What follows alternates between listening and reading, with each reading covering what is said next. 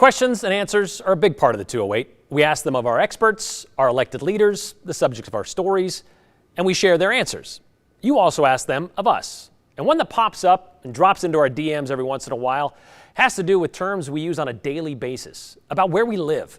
And I'm sure a lot of you newcomers out there have had the same thought as Jan did when she sent us this text message last May.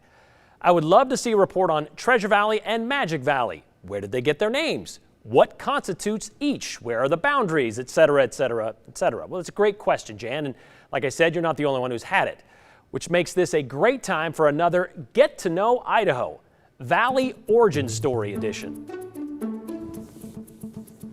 All right, Jan, like the early settlers that came along the Oregon Trail, let's move from east to west.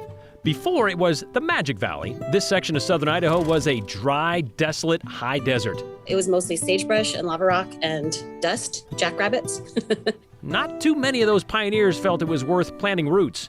It took an act of Congress and a local legend to make it the Magic Valley. The Carey Act of 1894 gave each state 1 million acres of land, only if that land could be irrigated and farmed within 10 years. So in 1905, 15 years after Idaho became a state, Twin Falls farmer I.B. Perrine helped build the Milner Dam on the Snake River, and then the Minidoka Dam, then the canals, thus opening up irrigation to hundreds of thousands of acres of future farmland. If you had been here in 1903 and come back in 1906, it would have seemed like magic to see, what was growing in the fields at the time. But it wasn't until 1937 when the publisher of the local papers wanted an attractive way to advertise this south central area of the state to settlers. So they settled on the Magic Valley because, well, the idea that the water transformed this region so much like magic. All right, let's follow that water, downriver, the Snake River, that is. There's another valley that stretches from Mountain Home to Ontario, Oregon, once known simply as the Snake River Valley, or as the boring old Boise Valley.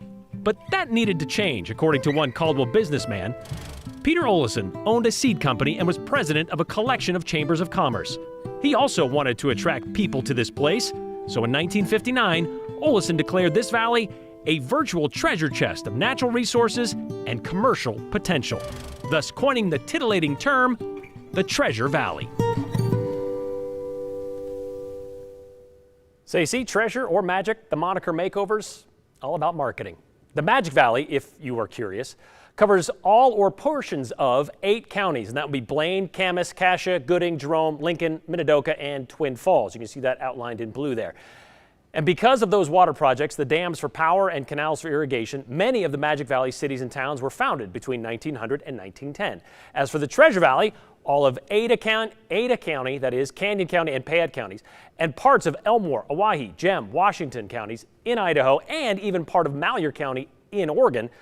The name didn't really get much traction until 1972 when an issue of, you guessed it, Treasure Valley magazine quoted and credited Pete Olison with that new name. There were 83,000 people in the metro area back then in the Treasure Valley. There are 455,000 Treasure Valley residents now.